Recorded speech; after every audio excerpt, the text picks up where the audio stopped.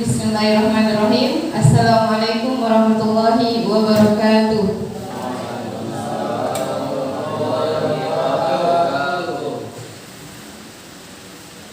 Allahumma sholli ala sayyidina Muhammad wa ala ali sayyidina Muhammad. Rabbi shrah li sadri wa yassir li amri wa hlul 'uqdatam min lisani yafqahu qawli. Raditu billahi rabba wa bil islam madina wa bi Muhammadin nabiyya wa rasulullah. Alhamdulillahirabbil alamin. Puji dan syukur kehadirat Allah Subhanahu wa taala yang telah memberikan kesempatan kepada kita pada hari yang cerah ini bisa berwajah bertatap muka dalam keadaan sehat walafiat insyaallah.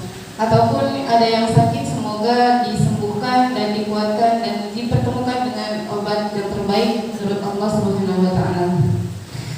Mungkin di sini kita tidak perlu berpanjang lebar. Yang pertama yang terhormat yaitu Kepala Sekolah SMP Negeri 3 Bedo Barat Pak Maman Suherman. Yang kami hormati Wakil Kepala Sekolah Bapak Selamat Simbolon beserta Dewan Guru serta staf TU UPTD SMP Negeri 3 Bedo Barat. Salawat serta salam tak lupa juga kita junjungan selalu kepada Nabi Muhammad SAW yang telah mengubah alam jahiliyah menjadi alam yang terang benderang dengan nikmat ilmu yang kita rasakan pada saat ini. Dan mungkin di sini saya akan membacakan langsung susunan acara kita pada hari ini. Yang pertama itu ada pembukaan, yang kedua menyanyikan lagu Indonesia Raya, yang ketiga berdoa sesuai dengan keyakinan masing-masing, yang keempat sambutan dari kepala sekolah, yang kelima acara inti yaitu penyampaian materi langsung oleh narasumber, yang keenam tanya jawab, yang ketujuh closing statement dari narasumber, terakhir penutup. Untuk memulai kegiatan kita pada hari ini, ada baiknya kita buka terlebih dahulu dengan mengucapkan lafaz basmalah. Bismillahirrahmanirrahim. Semoga kegiatan kita pada hari ini berjalan lancar, bermanfaat, dan bisa diterapkan baik dari narasumber sendiri membagikan ilmunya, ataupun kita yang menerima bisa menyerap yang baik-baik, yang positif dari beliau. Yang kedua yaitu menyanyikan lagu Indonesia Raya. Kepada hadirin dimohon berdiri.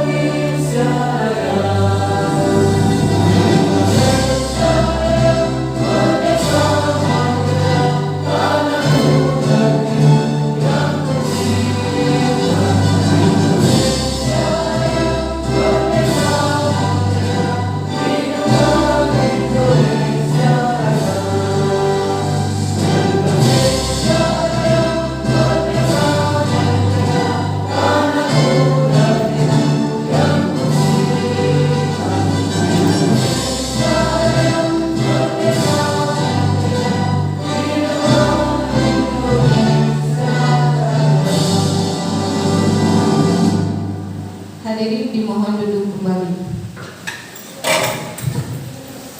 Selanjutnya kegiatan berdoa, di mana berdoa ini adalah kita berdoa sesuai dengan keyakinan masing-masing. Berdoa mulai.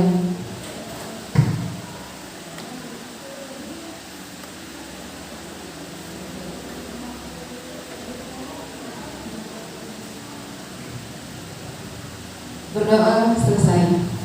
Selanjutnya yaitu kegiatannya sambutan kepala sekolah, di mana pada kesempatan ini akan disampaikan langsung oleh kepala sekolah kita Pak Maman Suherman. Kepadanya kami persilakan.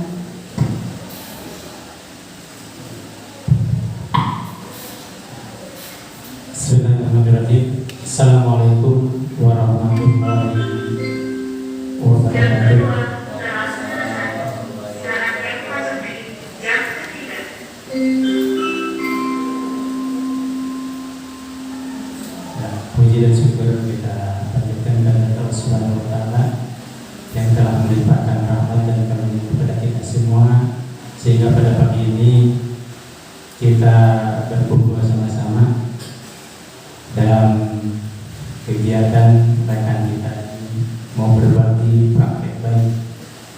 Kemudian salawat serta salam semoga senantiasa tercurah kepada junjungan kita Nabi besar Muhammad SAW, kepada keluarga, kepada sahabat, dan kepada umatnya yang kemudian kita semua termasuk di dalam. Amin ya rabbal.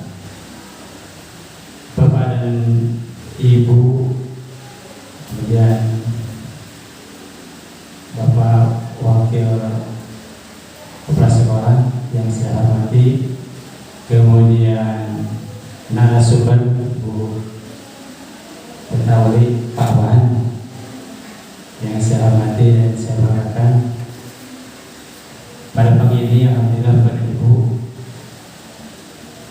rekan kita mau berbagi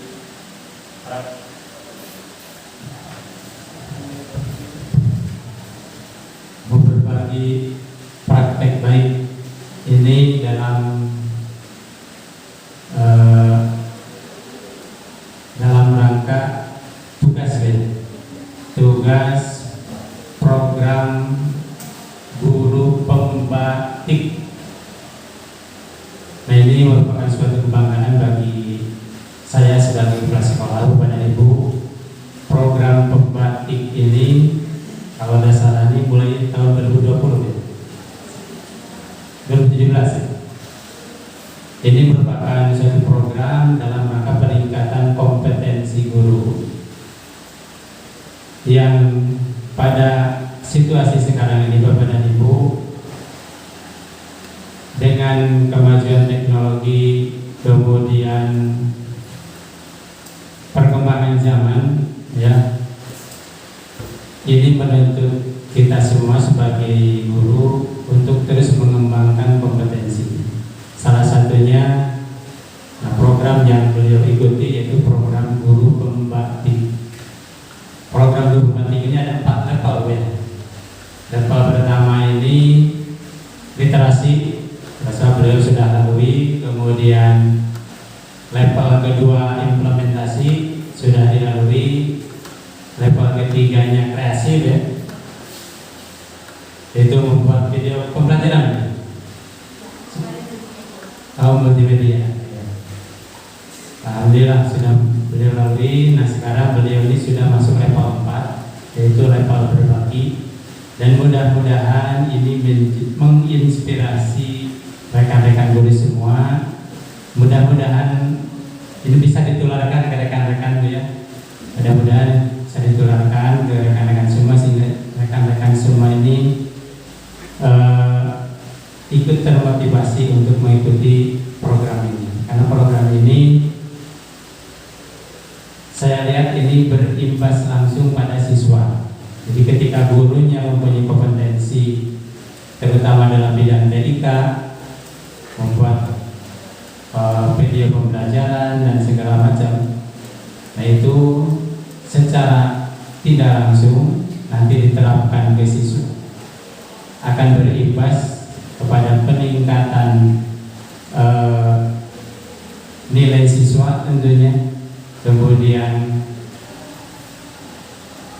pada ujung-ujungnya nanti berimbas pada peningkatan prestasi siswa di sekolah. Nah, jadi mudah-mudahan nanti rekan-rekan semua dengan adanya kegiatan ini terinspirasi dan termotivasi. Mungkin itu saja Bapak dan Ibu sekalian. Mari kita ikuti paparan dari narasumber Bu Beta berbagi praktik baik. Materinya itu ya, pembelajaran menggunakan platform teknologi. Mungkin itu saja Bapak dan Ibu. Mohon maaf apabila ada kata-kata yang kurang berkenan. Bila taufiq wal hidayah. Assalamualaikum warahmatullahi wabarakatuh.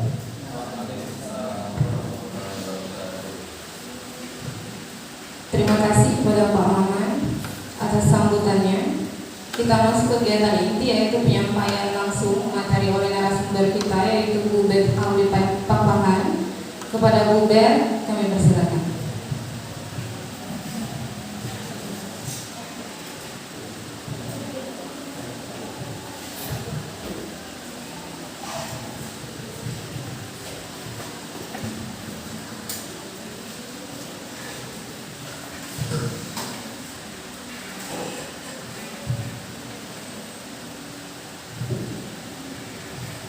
Ya, terima kasih untuk waktunya. Terima kasih kepada Pak Maman selaku Kepala UPT STMPN 3 Barat, dan terima kasih juga kepada Pak Selamat Simbolon sebagai Wakasek dan rekan-rekan guru semuanya sekaligus TU yang hadir di acara ini.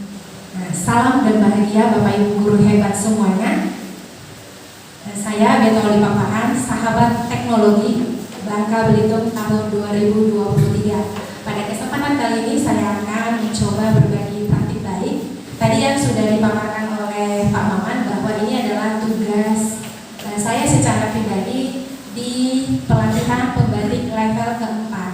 Jadi pembatik ini memang ada sampai 4 level, dan di level keempat ini diambil hanya 30 besar dalam satu provinsi. Jadi seprovinsi Bangka Belitung kami yang masuk level 4 itu hanya 30. Lalu ketika nanti penyelesaian program ini selesai akan di ranking dan itu akan diambil 5 orang. Nah, tapi 5 orang ini akan menjadi sahabat teknologi mewakili provinsi. Tapi pada akhirnya yang diambil menjadi duta teknologi itu hanya 1 orang saja. Dari yang 5 tadi akan diseleksi kembali untuk jadi duta teknologi, dan itu akan bekerja dalam satu provinsi keseluruhan. Mereka yang akan menindaklanjuti seterusnya. Nah, jadi di sini saya akan berbagi praktik baik. Praktik baik ini merupakan pembelajaran yang sudah pernah dilakukan oleh peserta itu di sekolah, yang indikatornya yang pertama itu harus berdampak kepada murid atau harus berpusat kepada murid. Lalu yang kedua itu harus menggunakan platform teknologi. Nah, jadi di sini saya berbagi praktik baik ini dengan menggunakan metode STAR.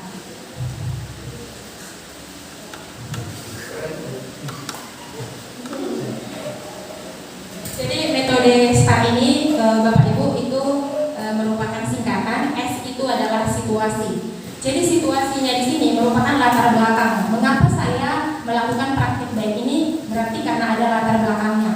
Lalu setelah itu, ketika sebelum melakukan praktik baik ini, bahkan saat melaksanakan ataupun sesudah, saya juga menemukan banyak tantangan. Nah, jadi di sini juga nanti akan saya sampaikan. Lalu yang ketiga itu adalah aksi. Jadi ini aksi untuk memperbaiki latar belakang tadi yang sudah saya temukan. Lalu yang terakhirnya itu adalah refleksi. Ini merupakan hasil refleksi baik dari guru maupun dari murid ketika mereka sudah menikmati aksi yang dilakukan.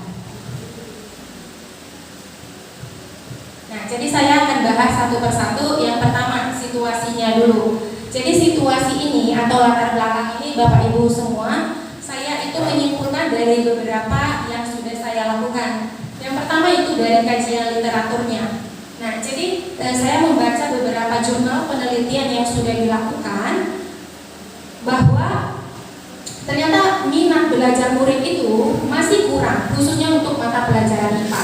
Nah, setelah kajian literatur ini, ternyata minat yang rendah. Lalu saya mencoba untuk melakukan wawancara. Ini dulu yang pernah saya lakukan, wawancara langsung dengan Pak Selamat. Saya ke rumah beliau dan ke rekan-rekan yang lainnya saya melalui angket ya. Nah, jadi dari hasil itu semua saya rampungkan bahwa ternyata minat belajar itu rendah karena apa? Karena ada beberapa faktor. Jadi yang pertama itu aktor utama di kelas itu ternyata adalah guru, bukan muridnya gitu. Jadi guru itu berusaha menjadi pemimpin di kelas, bukan menjadi pamong belajar.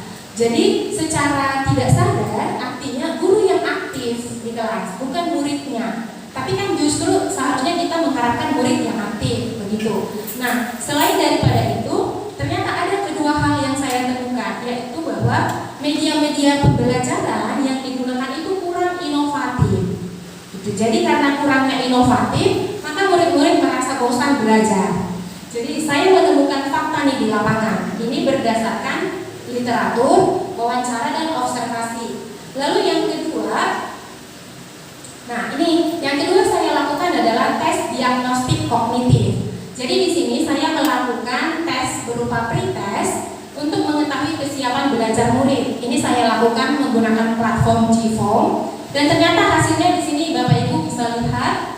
Ini rata-rata yang diperoleh siswa hanya 55,33 per 100 poin. Artinya tidak ada siswa yang siap untuk belajar.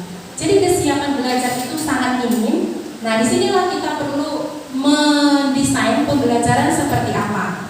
Gitu. Lalu setelah itu, yang berikutnya, saya melakukan tes diagnostik kognitif. Kalau ini saya lakukan wawancara langsung dengan murid-muridnya. Nah, gaya belajarnya ternyata berbeda-beda. Setiap anak memiliki gaya dan minat mereka juga berbeda. Ada yang suka belajar di dalam kelas, tapi ada juga yang suka belajar di luar kelas. Gitu. Terus minat mereka juga berbeda gayanya. Ada yang suka mereka hanya menonton video aja, tapi ada juga yang suka melihat tayangan slide ataupun berupa animasi. Tapi ada juga untuk soal hitungan-hitungan, mereka lebih senang justru guru yang menjelaskan daripada mereka menonton tayangan gitu. Jadi sangat beragam. Nah, inilah situasi yang saya temukan di sekolah kita. Jadi berdasarkan situasi inilah saya merancang sebuah aksi. Jadi aksi ini, nah aksi yang mau saya lakukan ini yang pertama itu pembelajaran berdiferensiasi. Dan pembelajaran ini diintegrasikanlah dengan model problem based learning atau PBL. Lalu platform yang saya gunakan ini platform ketika proses kegiatan inti ya. Itu ada PNM, ada Canva, Feedpad, dan YouTube. Lalu untuk platform assessmentnya saya gunakan Gform.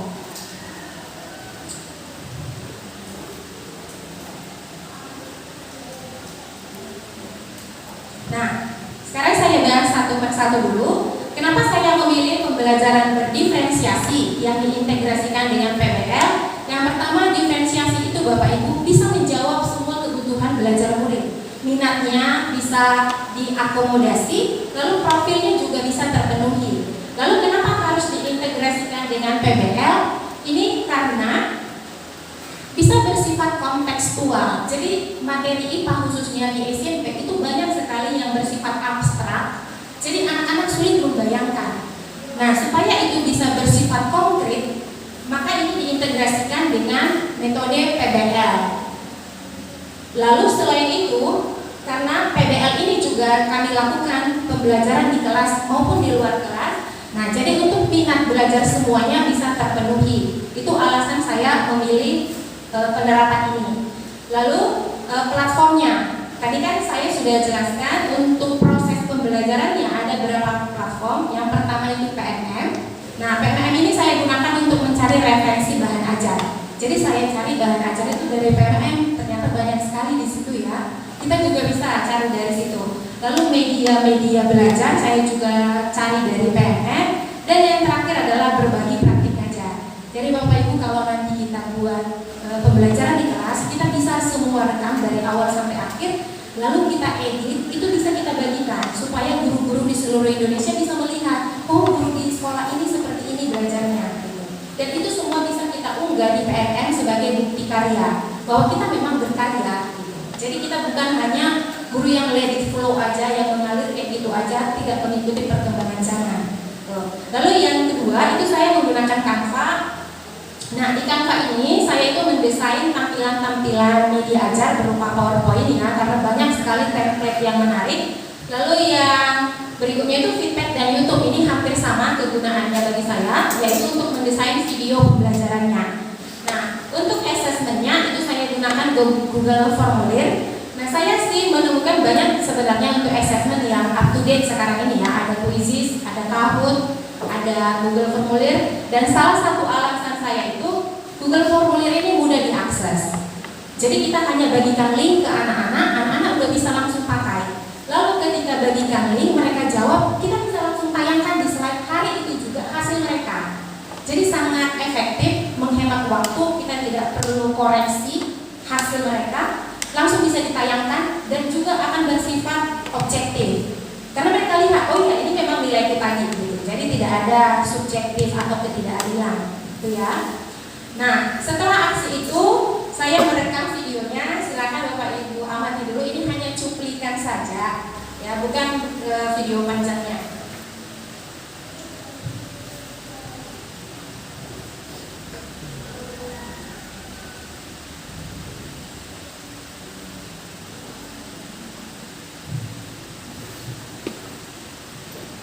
Salam dan bahagia. Perkenalkan, saya Nurul Fatimah SPB, pengajar di UPTD SMP Negeri Medan Barat, Kabupaten Bangka, Provinsi Kepulauan Bangka Belitung. Pada kesempatan kali ini, saya akan melakukan praktik baik yang berjudul penerapan pembelajaran berdiferensiasi untuk meningkatkan minat belajar peserta didik pada mata pelajaran IPA jenjang SMP di UPTD SMP Negeri Medan Barat. Selamat menyaksikan, semoga bermanfaat.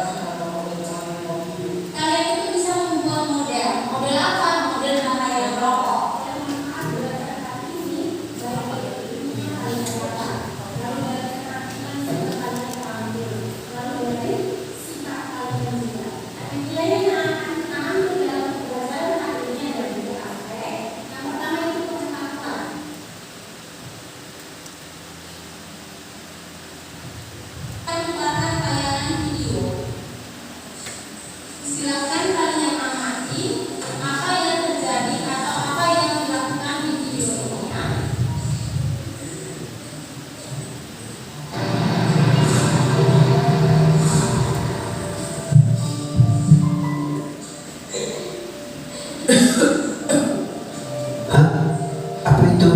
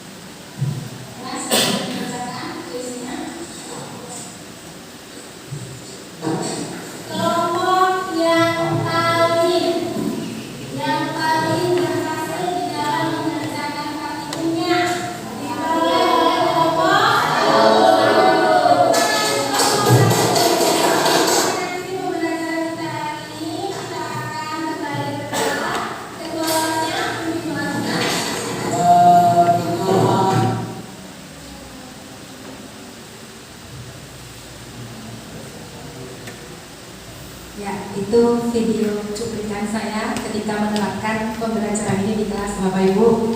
Kalaupun ada yang tersinggung, ya semoga berdampak positif juga. Amin.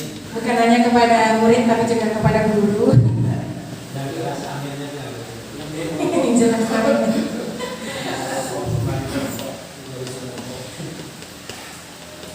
Oke, lalu setelah melakukan aksi ini Bapak Ibu, saya mencoba refleksi, ternyata saya menemukan tantangan ya. Tantangannya itu yang pertama itu adalah durasi waktu. Durasi waktu yang dibutuhkan ketika mengimplementasikan pembelajaran ini itu sangat minim ya. Jadi butuh waktu yang berdurasi panjang sebenarnya. Jadi kalau untuk mata pelajaran tertentu yang hanya 2 JP itu tidak cukup. Jadi harus 3 JP minimal baru itu bisa terlaksana. Nah, lalu yang kedua tantangannya apa? Menyusun perangkatnya Bapak Ibu. Jadi kalau kita harus menerapkan pembelajaran ini setiap minggu dan di kelas yang berbeda, kurasa kita juga pasti kewalahan menyusun perangkat ajarnya. Itu yang kedua tantangannya. Lalu yang ketiga adalah sarana dan prasarananya. Jadi ini saya temukan ketika proses untuk melakukan assessment. Saya sudah beritahukan anak-anak bahwa handphone ternyata sebagian mereka tidak punya HP gitu. Jadi selain yang bawa HP mereka bisa kerjakan dari Civom, akhirnya ada yang harus mengerjakan di paper testnya lagi. Nah akhirnya kan ketika saya menayangkan nilai mereka tidak semuanya bisa tertayang langsung sekaligus, khususnya anak-anak yang mengerjakan di paper test, itu juga tantangannya. Lalu yang berikutnya itu adalah manajemen kelas. Jadi ini saya sebenarnya menemukan manajemen kelas itu butuh ekstra ya gitu. Karena ada saatnya ketika kita lengah, anak-anak justru jadi unkontrol di kelas itu. Mereka jadi berisik kayak gitu. Apalagi temanya ini kemarin tentang rokok. Ayolah cobalah. Nah, kayak itu juga ada dari mereka beberapa laki-lakinya gitu. Jadi manajemen kelas, pengelolaan kelas itu menjadi tantangan tersendiri. Itu yang saya temukan ketika menerapkan ini. Lalu yang terakhir Bapak Ibu itu adalah refleksi saya. Jadi ketika saya merefleksikan diri sendiri dan merefleksikan dari anak-anak, secara keseluruhannya sih saya sendiri merasa bahagia karena menurut saya itu bisa tersampaikan. Tujuan yang saya harapkan itu bisa tersampaikan. Lalu ketika saya bagaimana perasaan anak-anak, saya tanya mereka juga bisa merasakan kebahagiaan itu. Jadi secara keseluruhannya praktik pembelajaran ini memberikan kesan positif baik bagi saya maupun kepada murid saya juga. Nah demikianlah pemaparan saya kembalikan kepada Dharma. Terima kasih. Terima kasih kepada Bu Bet terhadap materi yang telah disampaikan terkait berbagai praktik baik pembelajaran menggunakan platform teknologi. Nah, selanjutnya itu kegiatan tanya jawab atau sharing baik dari Bapak Ibu guru yang bertanya terkait materi ataupun yang lain sebagainya yang perlu kita diskusikan, dipersilakan.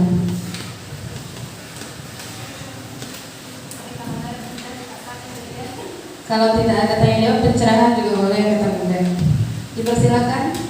Mungkin yang akan meneruskan jenjang dari Bu Bet ada Pak Budi ataupun Pak Adi ataupun Pak Slamet dan sebagainya yang mungkin sudah mulai membuat jejak kecil untuk mengejar Bu Bet. Kalau saya mungkin masih jauh untuk mengejar. Silakan Bapak Ibu, ada yang bertanya? Oke, dipersilakan kepada Pak Budi. Bukan rokok ya. Baik, Bapak Ibu, terima kasih. Kesempatannya Bu Beta. Ini terkait tantangan. Nah, unik dan tentunya melalui proses ya Bu Beta yang tantangan ini ya. Nah, saya tertarik berkaitan dengan keterbatasan waktu. Betul yang disampaikan Bu Beta. Nah, kalau misalnya kita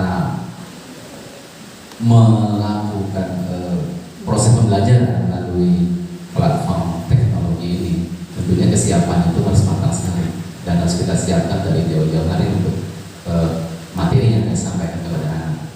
Nah, kemudian yang kedua itu adalah keterbatasan waktu JP-nya. Nah, jadi bagaimana Ibu Beta mengatasi hal tersebut? Karena memang betul dari proses awal pendahuluan sampai dengan penutup dan refleksi pembelajaran melalui katakanlah misalnya penayangan video pembelajaran. Nah, itu kan ada beberapa tahap proses pembelajaran sampai dengan penutup dan refleksi. Nah, sedangkan kita terbatasan 2 JP.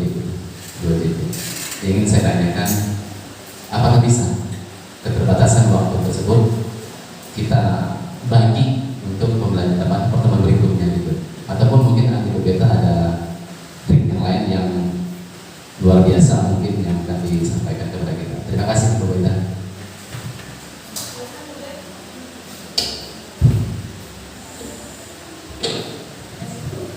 Terima kasih ya Pak Budi. Nah, kalau sebenarnya kan Bapak Ibu, ketika saya menemukan tantangan ini, saya ada juga mencari tahu bagaimana kalau misalnya durasi waktu tidak cukup. Misalnya aku ada 2 JP ternyata, bukan seluruhnya 3 JP. Nah, jadi aku dapat bahan bacaan. Ini kan tadi saya penerapan diferensiasi ya. Diferensiasi itu ada 3, itu diferensiasi konten, proses, dan produknya. Nah, ternyata Bapak Ibu, untuk melakukan pembelajaran berdiferensiasi, kita tidak harus melakukan ketiga-tiganya sekaligus. Jadi kita bisa hanya melakukan diferensiasi kontennya saja, atau kita bisa hanya diferensiasi produknya saja. Jadi kalau kita lihat durasi jam kita tidak mencukupi, kita bisa hanya buat durasi produk saja. Produk ini berupa tugas atau tagihan kepada anak, tapi mereka memilih, mereka mau mengumpulkan tagihan mereka berupa apa. Saya juga pernah melakukan ini. Materinya itu tentang notasi atom, struktur atom. Nah, jadi saya berikan mereka kelompok. Mereka memilih teman kelompok mereka, terus saya berikan mereka tugas tagihan sesuai dengan minat mereka. Hanya berdiferensiasi produk aja. Nah, ternyata hasilnya sangat bagus. Ada yang membuat kolase, ada yang membuat dari Canva, terus ada yang membuat ternyata hanya video. Jadi mereka rekam sendiri kelompok mereka, mereka menjelaskan. Ada produk yang berbeda gitu. Jadi tidak harus ketiga diferensiasi ini Bapak Ibu. Baru kalau misalnya untuk materi, tadi misalnya di sini saya ada buat video ataupun tayangan PPT selain itu.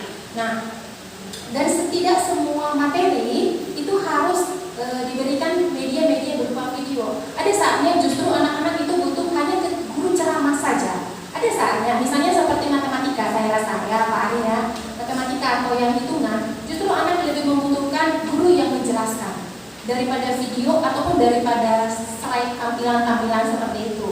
Gitu. Jadi pembelajaran ini tidak harus di setiap pertemuan kita lakukan, tapi kita lihat di mana memang materi yang tepat untuk itu.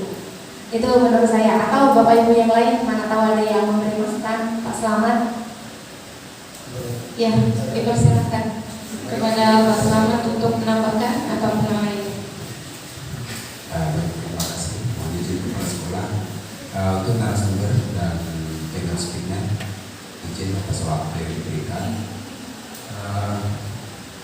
Sesungguhnya apabila kita kembali kepada model dan metode pembelajaran, memang harus sesuai dengan materi. Tidak semua harus mempergunakan platform teknologi yang pada saat ini kita pelajari tentang pembelajaran berbasis TIK atau batik. Ya. Salah satunya yang paling banyak adalah saya temukan ini sebenarnya di PKN ketika pembelajaran tentang sejarah.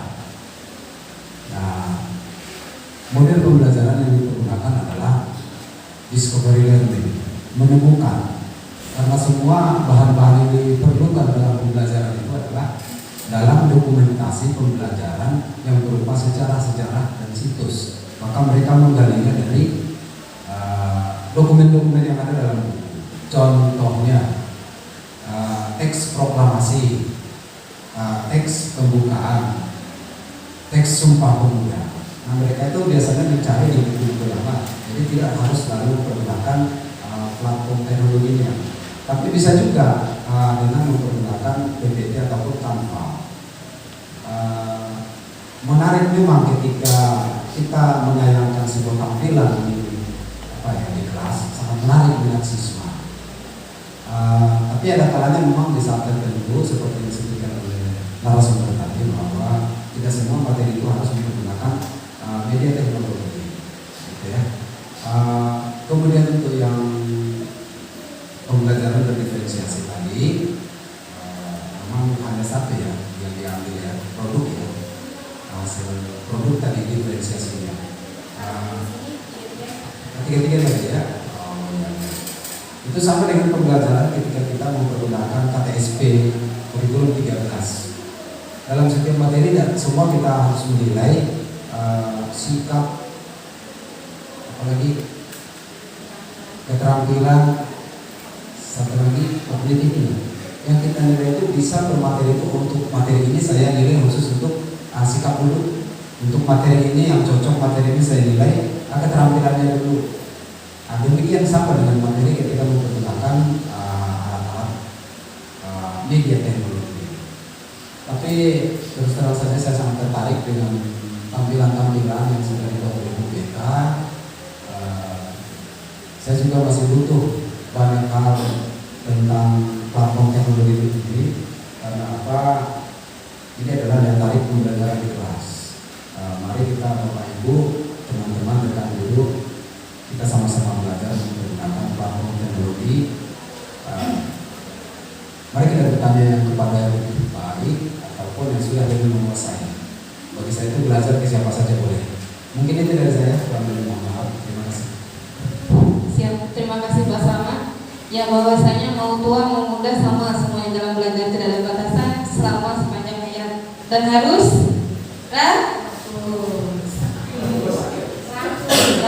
rakus ilmu maksudnya.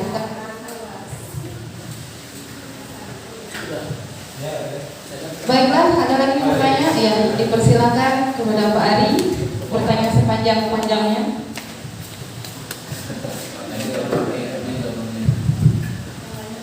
Terima kasih kepada Ibu Moderator yang memberikan kesempatan.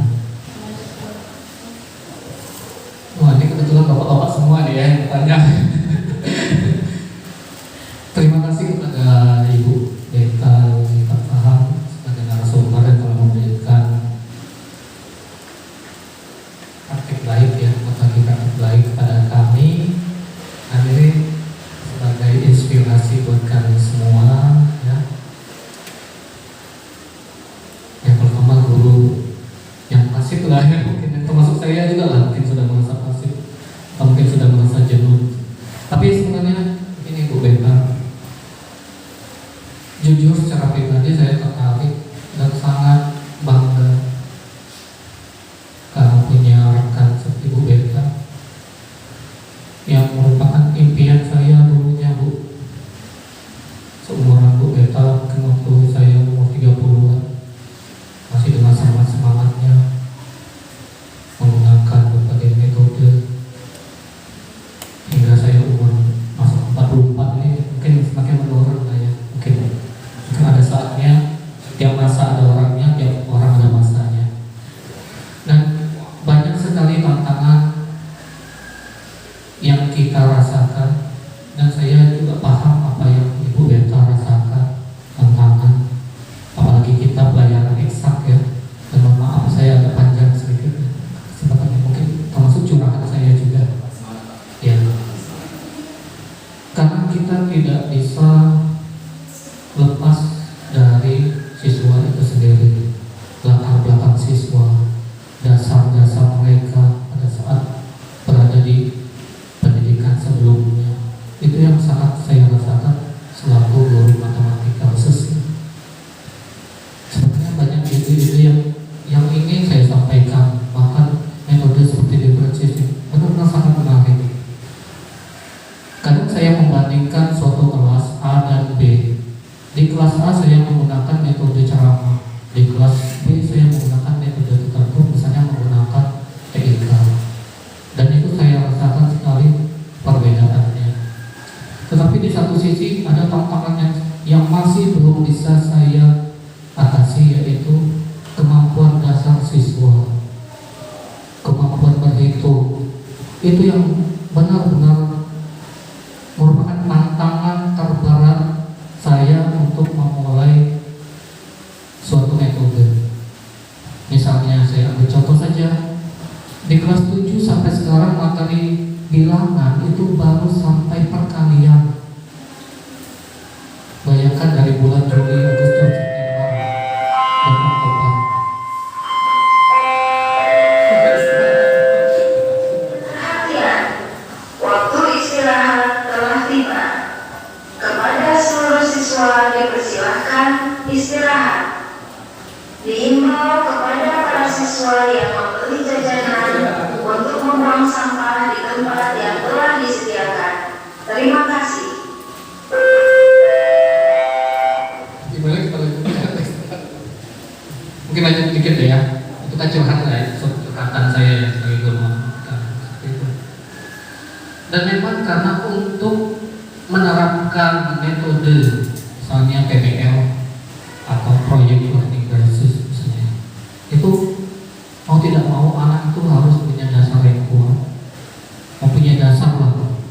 Tapi kalau misalnya dia tidak punya dasar sama sekali akan sulit. Dan kemudian kadang saya memimpikan suatu kelas yang bisa membedakan antara siswa yang tertarik, tidak tertarik, dan kurang tertarik. Kadang saya seperti itu Bu, ya. Misalnya di kelas 7 si A sangat suka dengan matematika. Kita contoh saja misalnya di kelas 7B ada siswa yang benar-benar menonjol, kemudian sedangkan siswa yang lain sangat kurang, bahkan ada yang tidak tertarik dengan matematika sesuai dengan tes diagnostik awal, karena memang kita tidak bisa memaksakan mereka semua menyukai matematika. Nah, sedangkan si anak yang sudah di atas rata-rata itu terkadang jadi bosan ya, kita menggunakan cara konvensional. Tetapi kadang kalau kita menerapkan teknologi, anak yang tidak punya dasar itu jadi jauh tertinggal. Jadi menyeimbangkan antara yang kurang dan yang lebih, itu yang saya rasakan sebagai tantangan sampai sekarang. Kemudian berikutnya teknologi. Pada saat kemarin persiapan AKM, di hari pertama saya mengelola kelas 8A, hari kedua 8B. Di 8A saya lebih condong menyelesaikan soal-soal yang ada di YouTube maupun yang saya dapatkan filenya dan soal-soal. Dan anak itu tertariknya hanya sekian menit, 10 menit. Setelah itu mereka jenuh membahas soal, baik yang saya jelaskan maupun melalui tontonan. Di hari kedua saya merubah strategi. 10 menit saya memberikan tampilan dari YouTube, 10 menit saya yang menjelaskan, lalu berikutnya saya adakan permainan. Mungkin waktu itu ada udah orang menyaksikan apa sih yang ditonton anak, dan ternyata mereka sangat tertarik. Di antara selipan permainan itu saya sisipkan soal-soal yang berkaitan dengan KKN itu tadi. Tapi di lain soal saya terapkan tentang soal itu muncul, misalnya tentang pokoknya yang sifatnya di luar pelajaran. Ternyata mereka tertarik. Lagi pak. Padahal disitulah saya. Kemudian soal berikutnya saya selipkan lagi kembali ke soal numerasi. Dan ternyata memang anak kita lebih tertarik pada TIK ya. Kalau saya bandingkan dengan hari pertama, memang benar. Apalagi di situ tantangan yang ketiga, sarana dan prasarana yang kurang memadai. Ternyata memang anak-anak kita sekarang ini di zaman milenial ini memang benar-benar membutuhkan teknologi. Yang menjadi PR buat kita sebagai guru memang mengkondisikan bagaimana sih supaya siswa itu bisa memanfaatkan teknologi itu dengan baik.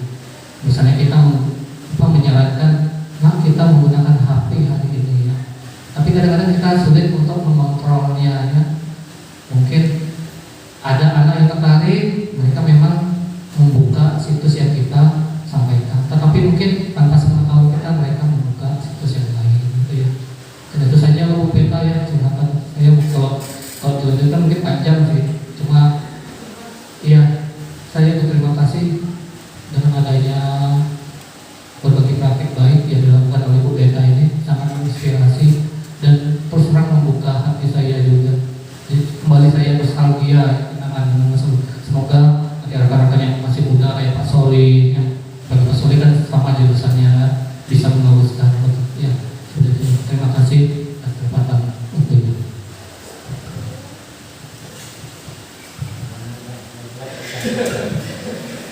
Oke, terima kasih Pak Adi. Curahan hatinya sudah tersampaikan dan sudah didengarkan. Semoga bisa direalisasikan baik dari Pak Adi sendiri ataupun guru-guru yang lainnya.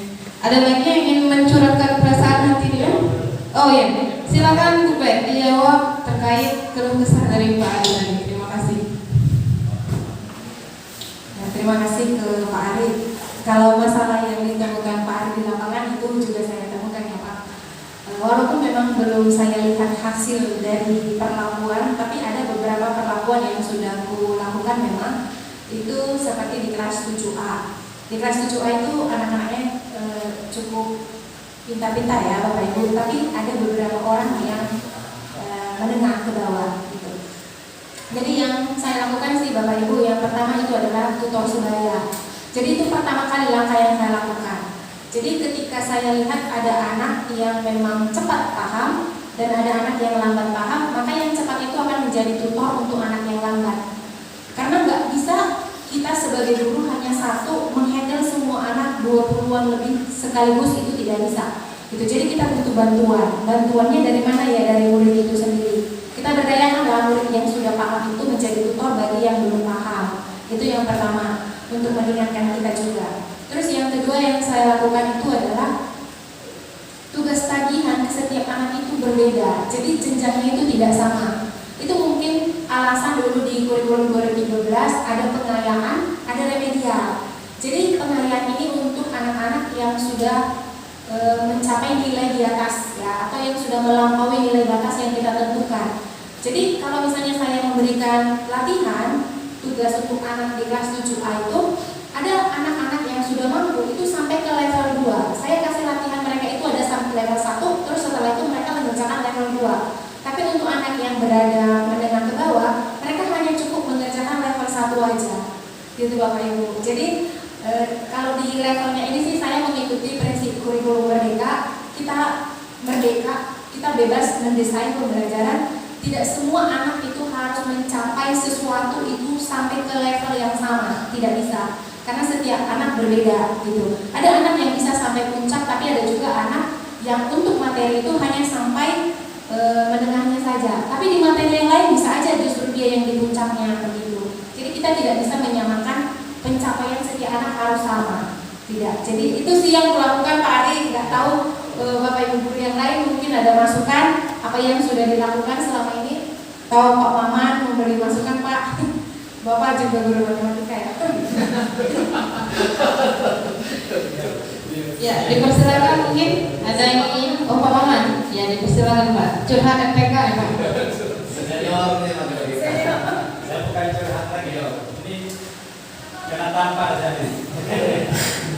Ya, baik, terima kasih banyak Bu Bete. Pertama, ya saya sebagai kepala sekolah sini memberikan apresiasi ya, berikan apresiasi untuk berbagi praktek baik ini. Ini saya rasa menjadi inspirasi buat rekan-rekan semua. Tadi kenyataannya Pak Ari ini tergugah kembali Bu. Pak Ari masih muda nih Pak Ari, masih harus semangat ya Pak Ari. Kemudian yang kedua, ini kalau saya simpulkan,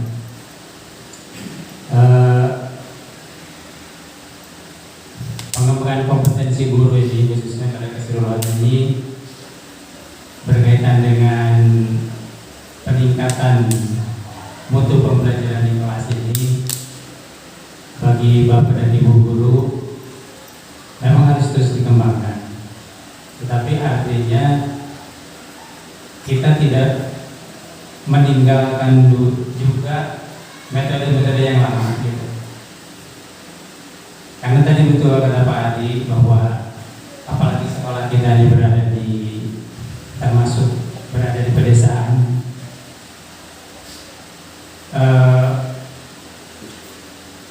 intake anak ini memang itu menjadi persoalan yang paling utama. Jadi dasarnya nanti ya intake itu kalau di kurikulum yang lama itu, memang di kurikulum lama ini ada intake, ada kompleksitas, kemudian ada daya dukung. Nah, daya dukung ini berhubungannya tadi dengan sarana prasarana. Nah itu jadi tamparan buat keprasekolaan itu sarana prasarana.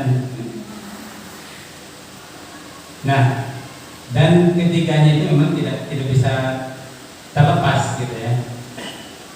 Mungkin kesulitan materi ini bisa terselesaikan dengan tadi bahwa kekreatifan Bapak dan Ibu guru, kemudian kemajuan teknologi. Nah, tapi intake tadi,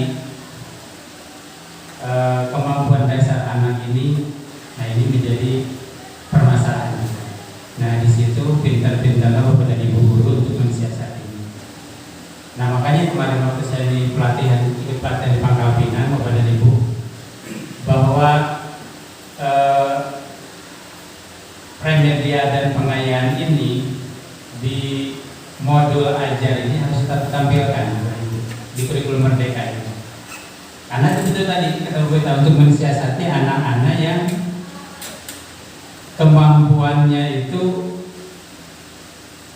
mungkin ada yang di atas rata-rata, kemudian ada yang di bawah rata-rata. Kalau yang rata-rata kan enak kita. Kalau yang di atas rata-rata tadi solusinya dengan pengayaan. Kemudian yang di bawah rata-rata tadi dengan perlakuan khusus mungkin. Yang disitulah dikembalikan ke Bapak dan Ibu guru semua. Kemudian terkait tadi banyak permasalahan-permasalahan yang menjadi tantangan bagi Bapak dan Ibu guru. Pertama, saya mengapresiasi tadi Bu Beta. Saya berpikir tadi seandainya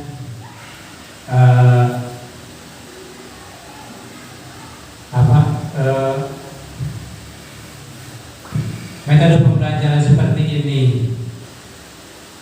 kita pakai untuk, tapi kalau dipakai untuk semua materi kan tidak mungkin juga, karena setiap materi ini memang memerlukan media yang berbeda-beda juga.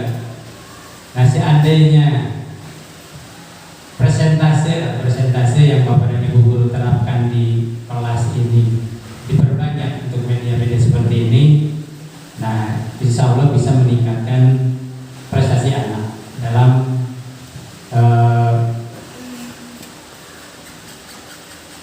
kognitifnya.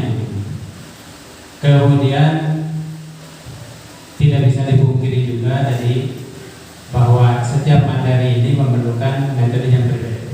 Artinya cara-cara lama kita juga masih relevan lah untuk dipakai, tergantung materi dan situasinya juga. Kemudian ini jadi masukan buat kita Pak Selamat tadi. Pertama, untuk alokasi waktu mungkin ya, karena tidak bisa dipungkiri bahwa ketika kita menggunakan media pembelajaran video, kemudian PPT, maka akan menyita banyak waktu. Nah mungkin ini jadi masukan buat kurikulum nanti Pak dalam penyusunan jadwal pembelajaran, mungkin untuk yang bisa dibuat. Karena saya rasa kalau 2 JP ini mungkin terlalu sempit waktunya, mungkin nanti dibuat 3 JP lah, 3 JP. Kalau yang 5 mungkin 3 JP, 2 JP. Kemudian kalau yang 4 mungkin 3-1 mungkin Pak, untuk mensiasati kawan. Nah kemudian yang terakhir ini untuk sekolah ini mengenai sarana prasarana.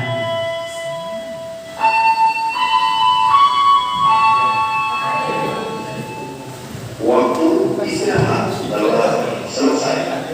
Dihimbau kepada seluruh siswa untuk kembali masuk ke dalam kelas. Bapak Ibu guru akan segera. Ya. Untuk sarana prasarana Bapak dan Ibu, karena ya tidak bisa dipungkiri bahwa sarana prasarana ini adalah faktor pendukung yang utama kalau pembelajaran kita ini berbasis digital ya. Beda dengan kalau bukan digital ini masih bisa disiasati lah, tapi kalau sudah digital ini mau udah mau sarana prasarananya sebagai faktor yang sangat utama. Nah ini jadi bahan masukan untuk sekolah. Nah mudah-mudahan kedepannya sekolah kita ini ya bisa meningkatkan terutama untuk sarana prasarana. Insya Allah nanti sekolah berusaha semaksimal mungkin untuk melengkapi, kemudian memperbanyak sarana prasarana yang menunjang pembelajaran di kelas mungkin itu Bu Beta yang sekali lagi saya apresiasi kegiatan ibu ini. Mudah-mudahan nanti kawan-kawan lainnya tertular. Kemudian satu pesan saya bahwa apa yang sudah ibu dapat ini bagi sekolah ini yang ditunggu ini adalah penerapannya di pembelajaran ya, sehingga nanti anak-anak kita ini mendapatkan situasi yang berbeda. Itu saja Bu Beta, terima kasih. Billahi taufiq wal hidayah. Assalamualaikum warahmatullahi wabarakatuh.